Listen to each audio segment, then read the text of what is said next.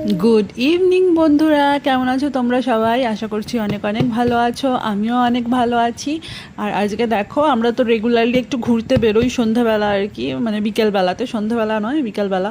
তো ওই ঘুরে ঠুরে এসে ফ্রেশ ট্রেশ হয়ে নিয়েছি, দুষ্টুকেও ফ্রেশ করিয়ে দিয়েছি। আর সন্ধ্যেবেলার তো জানোই আমাদের একটা আর কি প্রবলেম থাকেই, আমাদের বলতে বর্মশাইয়ের আর কি। সন্ধ্যাবেলা হলেই, এটা শুধু বর্মশাইয়ের না, সবাইয়েরই হয় যে কি খাবো কি খাবো, তখন মনে হয় যেন একটু মুখরোচক কিছু খাই। রোজই এটা মনে হয় সন্ধ্যেবেলাতে। এই চায়ের সাথে বেশ একটা মুখরোচক কিছু হলে ভালো লাগে। তো আমাদের না চিকেন পকোড়াটা প্রায়ই হয়, আমাদের খুব ভালো লাগে। আর খেতে সবাই ভালোবাসি, দুষ্টুও খায়, দুষ্টুকে আলাদা করে করে দিই আর কি। এবারে ব্যাপারটা হচ্ছে যে চিকেনের দাম যেহেতু মাঝখানে খুব বেড়ে গেছিলো, তো তাই জন্য কমে গেছিলো, তাই জন্য চিকেন পকোড়া করাটা কমে গেছিলো। কিন্তু যবে থেকে চিকেনের দাম আবার একটু কমেছে, আমরা কিন্তু মানে বাইরে থেকে চিকেন পকোড়া কিনে খুবই কম খাই। আর এইভাবেই আমি চিকেন পকোড়াটা বাড়িতে রেডি করি খুব ইজিলি আর কি, মানে কোনো ব্যাপারই না। তুমি এক্ষুনি বললে আমি ঝট করে এক্ষুনি বানিয়ে দিতে পারবো, এরকম একটা ব্যাপার আর কি। ওই চিকেনগুলোকে একটু জল ঝরিয়ে নিয়েছিলাম, তারপরে তার মধ্যে একটু আদা রসুনের পেস্ট যেরকম দিতে হয় দিয়ে, তার লঙ্কাগুলোকে এরমভাবে কুচিয়ে আমি একটা কারণেই দিই, যাতে দুষ্টু আর কি খায়, তো বেটে দিলে অসুবিধা আছে তাই জন্য। আর পরিমাণ মতো একটু কর্নফ্লাওয়ার দিয়ে মাখিয়ে নিলাম, ব্যাস। এবারে তেল কড়াতে বসিয়ে দাও, বসিয়ে তেল গরম করে নিয়ে এবার ওগুলো ছেড়ে দাও কড়াতে একটা একটা করে, ব্যাস।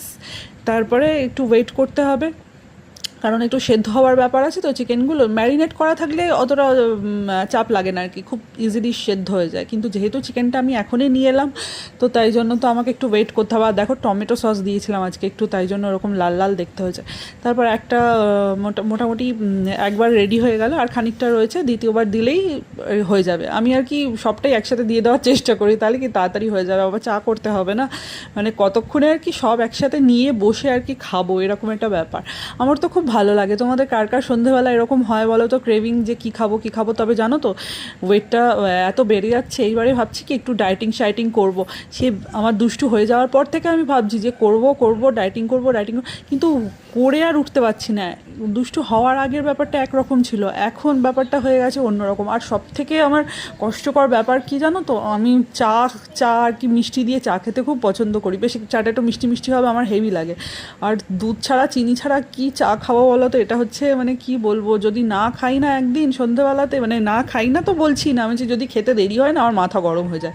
আমার শাশুড়ি সেটা খুব ভালো করেই জানে, যদি একটু দেরি হয়ে যায় বলে যে চা করবো, আমি আর চা খেতে হবে না আজকে।